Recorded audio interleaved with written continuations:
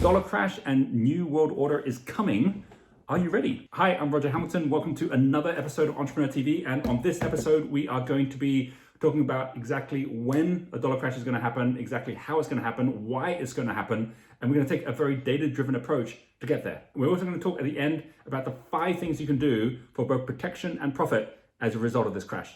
But first of all, why am I even doing this video now? There are plenty of different videos out there about the dollar crash, both in terms of whether it's going to happen and also the fact that it's not going to happen. I'm going to give you a different perspective from the point of view of what we're seeing all around the world. As many of you know, we have businesses all over the world in Genius Group, in South Africa, in Australia, in Singapore, in Europe, and all of these different countries have seen massive swings against the US dollar ever since the crisis began. And just to have a look at this VIX index, this is known also as a fear index because it is measuring volatility and it's just gone up. It's doubled in the last couple of weeks. You can see that as the volatility goes up, so the US dollar goes up as people take their money out of the market. But what we're talking about here in the crash is something much bigger. And right now, the dollar crash is making the news as a result of Stephen Roach and what he's been saying. Stephen Roach wrote an opinion piece, which you can see here in Bloomberg, saying how the coming crash in the dollar will unfold. And he's since been talking about this in the news as well. This is what he just said to CNBC. The national savings rate is probably going to be deeper into negative territory than it has ever done for the United States or any leading economy in economic history. At the same time, America is walking away from globalization and is focused on decoupling itself from the rest of the world. That's a lethal combination. And if you're wondering who Stephen Roach is, he's one of the top economic experts in Asia and the former chairman of Morgan Stanley. Now, what Stephen says makes sense, but it's just another opinion, and that's really the problem with it. And like I said, I want to take a more data-driven approach to this, and so the person that I'm going to be referring to is Billionaire Ray Dalio. Now, what Ray has done is he has started publishing chapter by chapter of his new book, The Changing World Order, on his LinkedIn page, and he's now up to chapter 4. And I'm going to give you the highlights of exactly what he's saying and what we need to prepare for. And in case you didn't know who Ray Dalio was, he was working on the floor of the New York Stock Exchange at the time when Nixon took the US dollar off the gold standard. That was in the early 1970s, and by the time he got to 1980s, he already had started figuring out that all economic cycles have waves. Most economists and even traders, they take waves which are 10 years, maybe even 50 years, but he started realizing that cycles even go up to 100 and 500 years. He turned his thinking into code, creating some of the very first trading algorithms, which allowed him to set up Bridgewater Associates, which by the time 2013 came around became the biggest hedge fund in the world. Today, Ray is actually worth $18 billion, and he's spending a lot of time going out there telling people and warning people about what's about to come. In Davos in January, before the crisis came, he famously said to CNBC, "Cash is trash." And why would he say that? Because cash already has lost so much of its value. So have a look at this for a moment. This is a graph from howmuch.net, which shows the purchasing power of $100 in 1913 and how that's worth only $3.87 today. That's a 97% drop in value. And in fact, if you look at it against an ounce of gold, $20.67 was what it will cost you for an ounce of gold back in 1913. Today, it's $1,737. That's a drop of 99% in the value of the dollar. Now, you might be thinking, well, I'm still living, I'm still getting by. So like, what's the big deal that it's dropped by 99%? And you wouldn't be wrong about that, because it's one thing if the value of the dollar goes down, but if things cost you more, but you're actually earning more as well, then the comparative difference you don't feel. If things were doubling in price, but at the same time you were earning double as much, then your affordability wouldn't actually change. Or similarly, if the value of the dollar was dropping against gold, just as they were in other countries, their currencies dropped too, you also wouldn't be feeling the difference. But what we're talking about here is what happens when the dollar crashes against everything. That's when you suddenly realize you can't afford the things you could afford before, or you can't exchange against the things that you could exchange against before. So what does Ray say? He's not even saying what's coming as a crash. He's saying it's a complete collapse. And the reason he's saying that is because the US dollar has kept its value as a result of being the global reserve currency. That's about to change. In his introduction chapter, he talks about the fate of each of the global reserve currencies before the US dollar. And he says it is also the case that all reserve currencies in the past have ceased to be reserve currencies, often coming to traumatic ends for the countries that enjoyed this special privilege. So I also began to wonder whether, when and why the dollar would decline as the world's leading reserve currency, and how that would change the world as we know it.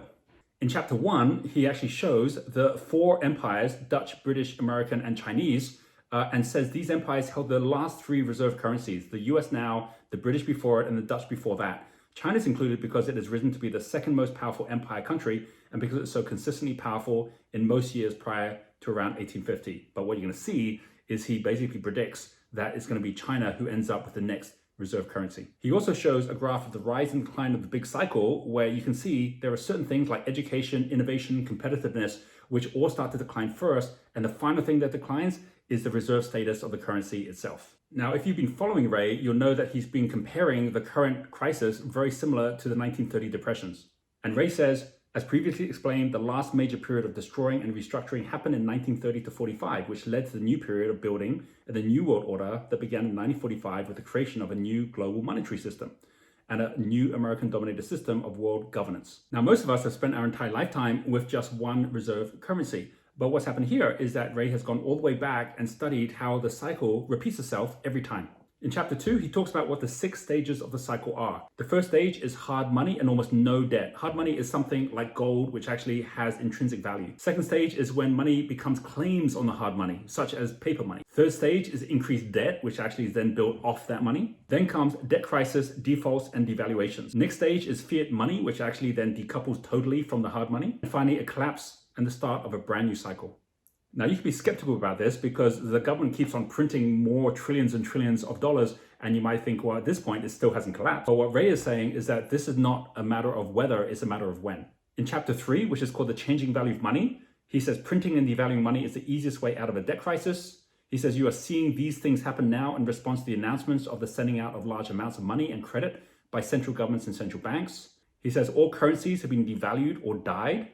And of the roughly 750 currencies that have existed since 1700, only about 20% remain. And of those that remain, all have been devalued. You can see here a graph that Ray's put in on how each of these reserve currencies have compared against gold. And really what we're waiting for right now is for the new reserve currency to get strong enough to take over from the US dollar.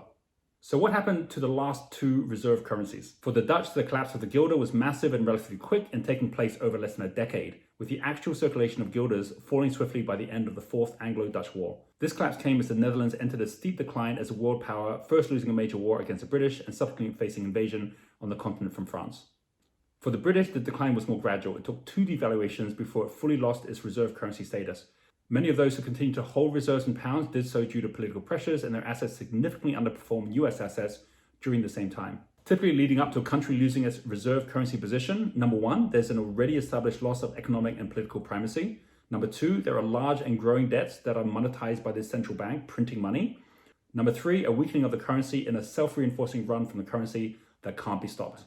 Now have a look at this graph from chapter 4 when he talks about the big cycle. This gives you an idea of where we are in the cycle as well. It starts with the New World Order, which was in the 1940s, peace, prosperity, productive debt growth, debt bubble, and big wealth gap, leading to the debt bust and economic downturn, which obviously happened in the 2000s, leading to printing money and credit, which has happened over the last 10 years, revolutions and wars, we've still got that to look forward to, and then debt and political restructuring towards a New World Order. Now, how long is it going to take for this to happen? Ray Dalio agrees with Stephen Roach. It's going to be somewhere in the region of 2 to 5 years. But that doesn't mean you shouldn't be preparing now. During the crisis, China has already launched the digital yuan. This is the very first central bank digital currency. And many people believe it's the digital yuan, which is China's focus at being the replacement to the US dollar. As a digital currency, it can bypass banks. It can be passed directly from one person to another and be fully tracked. It has 0 transaction cost, and it can be transferred far faster than current fiat currency because it doesn't need a bank as a clearing agent. Now, whether or not you believe all this is going to happen or not, it's better to be safe than sorry. So here's 5 things that you can do right now to be able to protect yourself and profit from the coming crash. The first thing is to diversify your cash itself. There are many banks out there you can go to now that will actually set up multiple currency accounts. For both my companies and also personally, I have accounts in US dollars, in euros, in yen, in Australian dollars, and Singapore dollars. By splitting your cash, it allows you to make sure that if one starts to go down, then you're still hedging your money against those that might still be going up. The second thing is where your cash actually is stored. Do not be in a country where there's a chance that the banking system itself is going to collapse. Smaller companies with more stable banking systems actually are better than the larger countries which can have too much debt exposure. We've set up all of our accounts in Singapore because Singapore has been controlling not just the coronavirus, but actually its entire economic system all through this crisis. It's surprisingly easy to set up an account in Singapore or even set up a company in Singapore as well. That's all you do, just Google it, look for it, and just don't assume that you have to keep all your money in your own country. The third thing, obviously, is to diversify into assets which are hedged against the dollar. That includes gold, silver, Bitcoin, and any asset where you know that if the dollar drops, that these assets are going to grow in value. The fourth step, even more so than those assets, are cash generating assets. As many of you know, right now we are focusing at an acquisition strategy where we are buying cash flow driven companies. And what that does is allow us to make sure no matter what's happening to asset values, we always are going to be growing our cash flow. And the final thing is debt itself. When you know the currency is going down, taking more debt actually is a good thing. If I have money in yuan and I have debt in US dollars and the US dollar drops against the yuan, it means relatively I owe less. And ultimately, with whatever strategy you choose, the most important thing is answering this question. Would I be okay if the US dollar halved in value? Once you've got a strategy where that works for you, then you can just get on with your life knowing that even with a crash, you're going to be okay. Everything I've done, everything we've done in the company has been set up for exactly that scenario. The way to be crisis-proof is to know you're going to be okay in the crisis, and the way to be crash-proof is to know you're going to be okay in a crash. I'm with Ray Dalio on this. I believe this is going to be a 2 or 3 year thing before we see this happening. Maybe faster, maybe slower. And if it doesn't happen at all, well, we've lost nothing. Always better to be prepared for the worst and hoping for the best. Now, by the way, I've dropped all the links below to Ray's chapters if you'd like to go and read them. I hope you like this video. If you have, please click a like and do subscribe so that I can keep you up to date with all the latest that's happening as we go through this crisis. And by the way, if you're interested in more, I've done this video, which allows you to see exactly how this crash is part of a 3-wave crisis from, first of all, consumer debt, then corporate debt, and then finally sovereign debt. And another video about how this was all predicted in the fourth turning and exactly what we can be expecting in the coming years. And with that, I'm going to leave you with this Ray Dalio quote, which is about thinking about the big picture. He says it's more important to do big things well than small things perfect. Thanks for watching, and I'll see you on the next video.